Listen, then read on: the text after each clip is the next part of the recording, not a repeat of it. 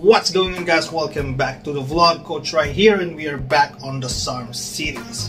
So, ang topic natin for today is one of the most requested topic kasi sobrang interesting kasi nga medyo komplikado. Sabi nila, if mapapasimple ko daw kasi sobrang daming vlogs and videos na napanood na nila about this drug and medyo nalilito pa rin sila. So, pasimplehin ko daw. So, I'm talking about YK-11 Myostatin inhibitor. It's kind of hybrid, so explain ko later kung bakit hybrid. So if interested ka to learn more about YK-11, let's go. It's not a game, it's a rich thing.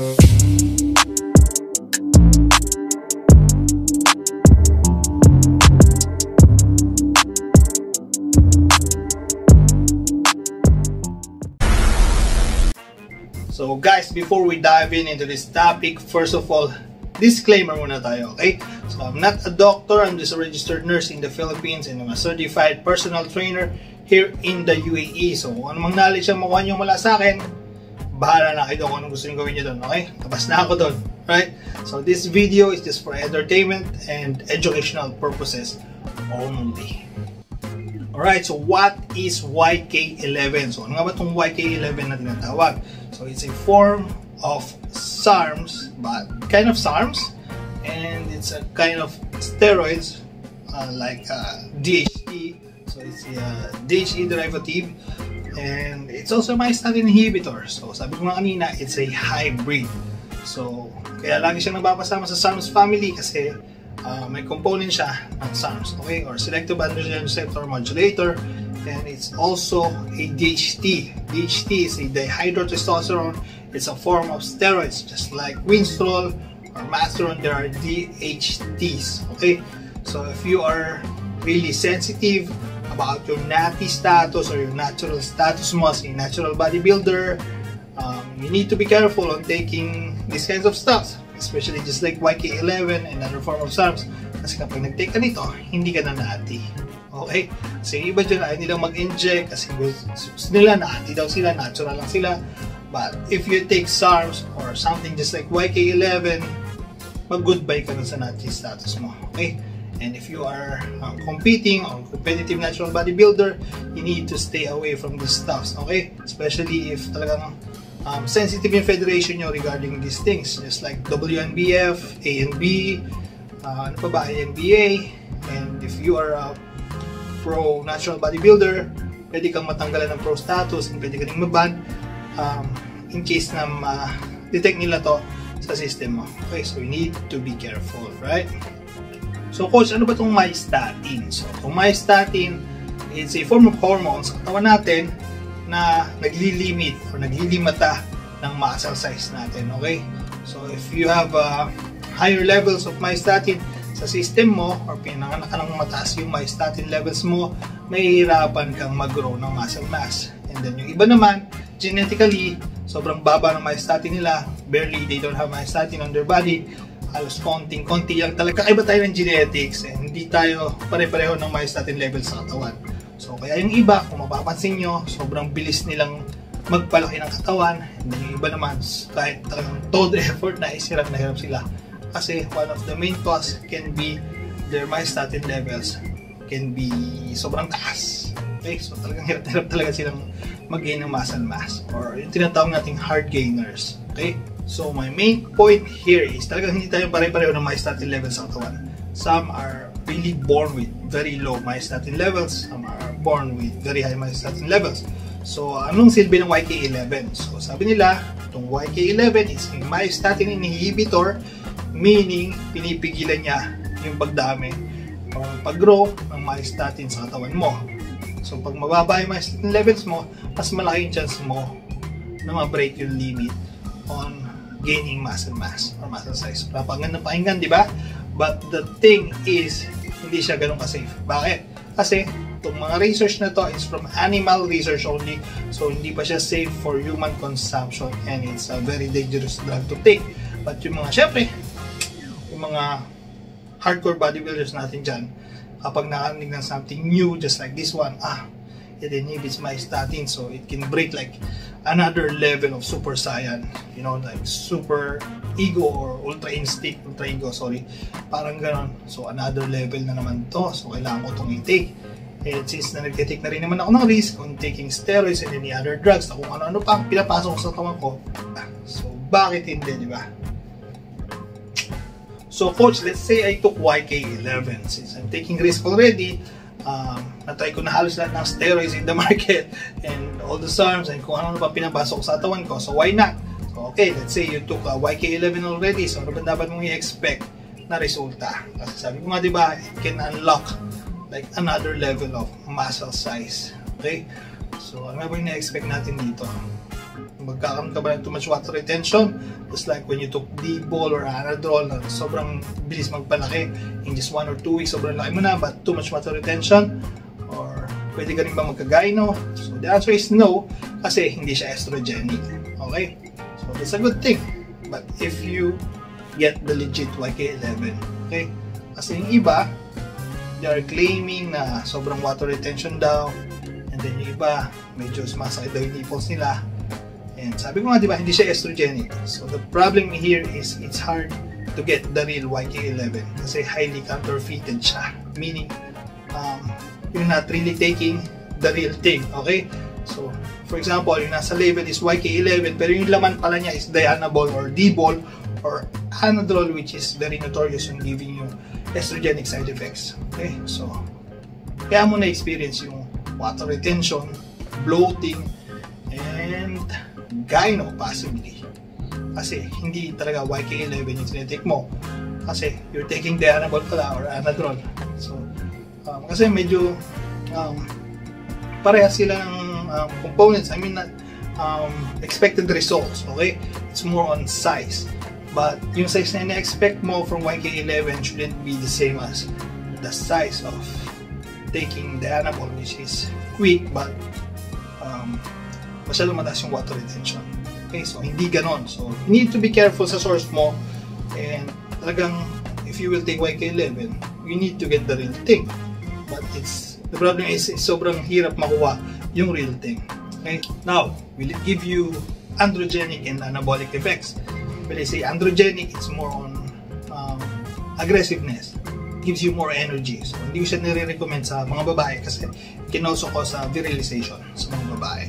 So yung androgenic side effect, it's more on the side of aggression and energy. And then yung anabolic, it's more on muscle mass and muscle size. Okay, so it can give you androgenic and anabolic effects also, just like when you're taking testosterone. So it can also give you that kind of aggression and muscle building effects. Okay, so coach, what type of muscle gain ang makukuha ko mula sa YK-11? So sabi ko kanina, it shouldn't be like Dianabol, which is quick but more on water retention and you look fluffy and bloated kasi nga puro tubig yun. Okay, hindi dapat ganon.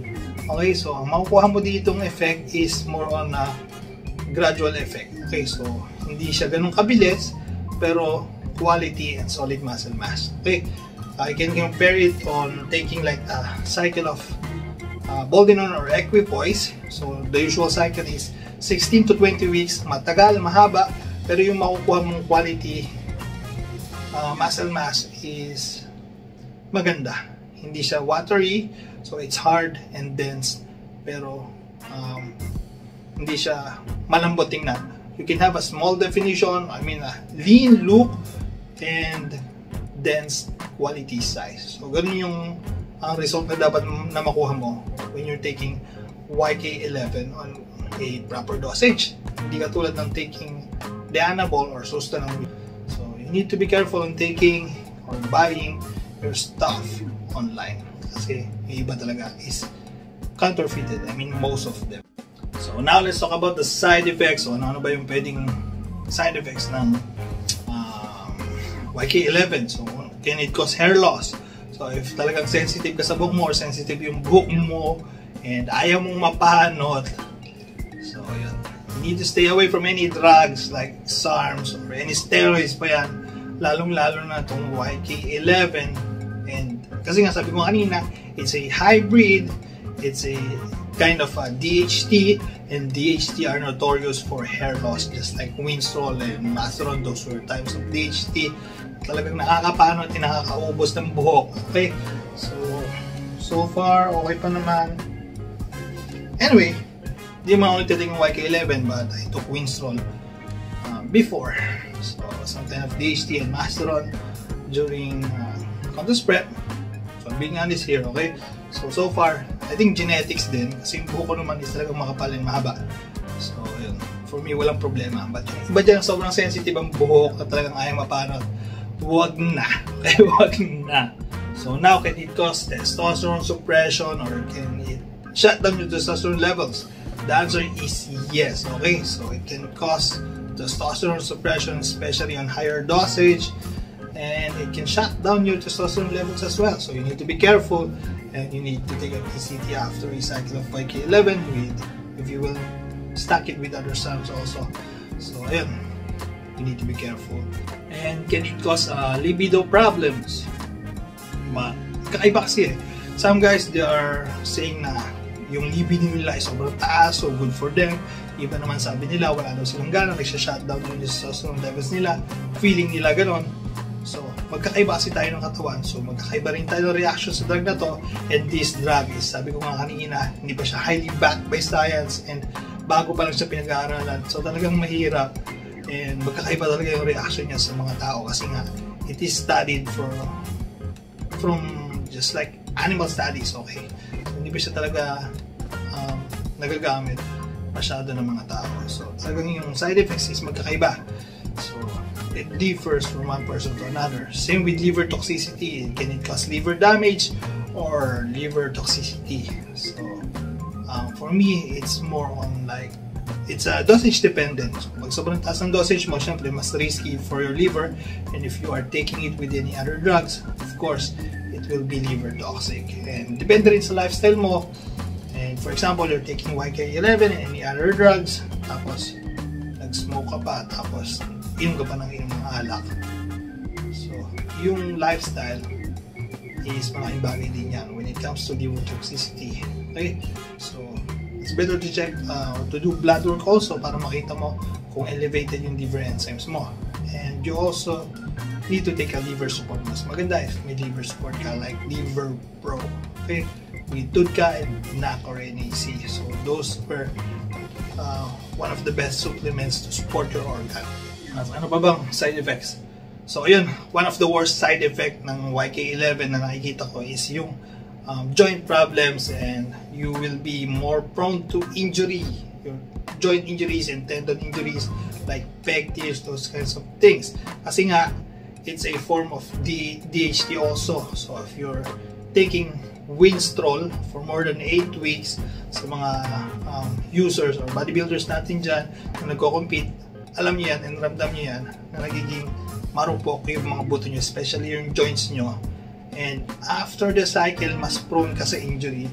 I've been there, and talagang ramdam mo, talagang masakit yung mga buto mo and yung mga muscle fibers mo is parang sobrang kunat or marupok na konting banat lang is mapuputol na. Yun yung feeling. So, mas prone ka sa injury, joints and tendon injuries when you're taking YK-11 or any DHT. So, you need to be careful and talagang huwag ka mag-ego lifting, okay? Kasi sobrang dangerous. So, let's talk about the dosage. For female, 5 mg to 10 mg per day. So, they are splitting the dose 5 mg morning, 5 mg at night. Kasi yung half-life niya is, I think, is 8 to 10 hours if I'm not mistaken.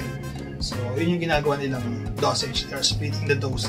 And I think it's much safer if hindi mo pa alam yung drug na tinitake mo or wala pa masyadong alam. Para matest mo rin yung sarili mo or ma-assess mo yung sarili mo on how you will react on the drug. Okay, so start low. So, good yun, 5 mg morning and 5 mg at night. That's for female. But I know some ladies na nag-getting up to 20 mg per day. So 10-10 yung ginagawa nila. And then for male, 10 mg to 20 mg per day. But I know some guys na nag-getting 40 to 50 mg ng YK-11. They say it's like taking a steroid na pag mas mabigat yung body weight mo, kailangan mas mataas din yung dosage mo. But yeah, it makes sense. But the problem is, masyado siyang risky kasi nga bagong drugs pa lang siya. And I mean, mas maganda siguro mas start ka muna na mas mababa, diba? Para ma-assess mo yung sarili mo and kung paano magre-react yung drug sa katawan mo kasi nga bago pa lang yan. It's like you're doing a self-study, diba? So, ayun. And sabi ko nga kanina, highly counterfeited din siya. So, mas maganda rin is mag-start ka ng mababa para malaman mo kung totoo, kung you're really taking the right thing or the right drug, di ba? So, ayun lang yung point ko dito. So, bottom line here is YK-11 is not recommended for human consumption. Not yet, but maybe soon kasi nga sobrang baba pa ng research studies na ginagawa dito and more on animals lang. And yun nga, masyado siyang risky to take. I'm taking something like YK-11 na bago pa lang siya pinag-aaralan and more on animal studies pa lang, diba? So, for me, personally, I'd rather take doctor's prescribed testosterone enanthate, which is talagang nagagamit na ng tao and highly backed by science. And yeah, it's a steroid, but for me, it's still a safer choice, diba? Kasi talagang tested na yun eh, compared to a new drug na sabi nila na safe daw and it can bring you to a next level, pero hindi pa naman siya masyado napapag-aralan, so masyado siyang risky. So I'll still go with testosterone enanthate, which is prescribed by my doctor, and I think mas magbe-benefit ako doon. And when it comes to Sarms, why take something na talagang daming side effects, just like joints and tendon problems, diba?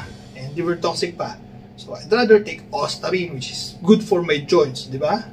So it can also give like same effect, like take me to a next level when it comes to muscle size, diba? So, and it's safer kasi mas marami ring studies na ginawa on Myostatin compared to YK-11, just saying na yun nga, mas marami kang options na pwedeng pamilian rather than taking a new drug na magandang pakinggan pero hindi naman siya ganun kasi. Magtitake ka na rin ng rest, so doon ka na sa calculated risk. You get my point?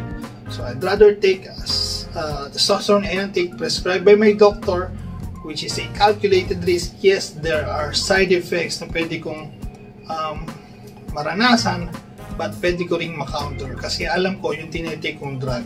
So alam ko yung dapat kong gawin para ma-counter yung bad effects ng drug na ititake ko. Unlike I will take YK-11, which is hindi pa nga ako sure kung YK-11 talaga yung laman, and hindi ko talaga alam kung ano magiging epekto nito sa katawan ko. And so pagka ganun, hindi mo rin alam kung paano mo siya i-counter, di ba? So parang ang hirap naman nung lumaban ka ng nakapikit, di ba?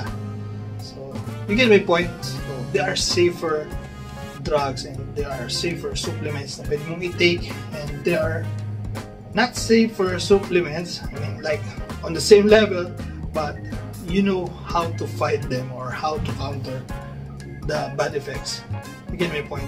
So yun lang yung gusto kong sabihin sa inyo, and especially do sa mga natural na ayaw magturok. Sabi na ayaw magturok, gusto ko natural lang, so tablets lang ako, but you will take YK-11, you will take Sarms. So hindi ka na rin natin nun, boy. So yung natin status mo, wala na yan, okay? So yung ganung mentality, sana tabi na lang natin. So I respect you kung yun yung point of view mo talaga. So wala namang problema doon, okay lang tayo, cool lang tayo doon. So anyway, if you have some suggestions or comments or any other questions, just comment down below, let me know, or reach me out on my social media accounts at Physique on Facebook, Instagram, TikTok, libre tanong doon. So ayun guys, so I'll see you guys on the next vlog. God bless.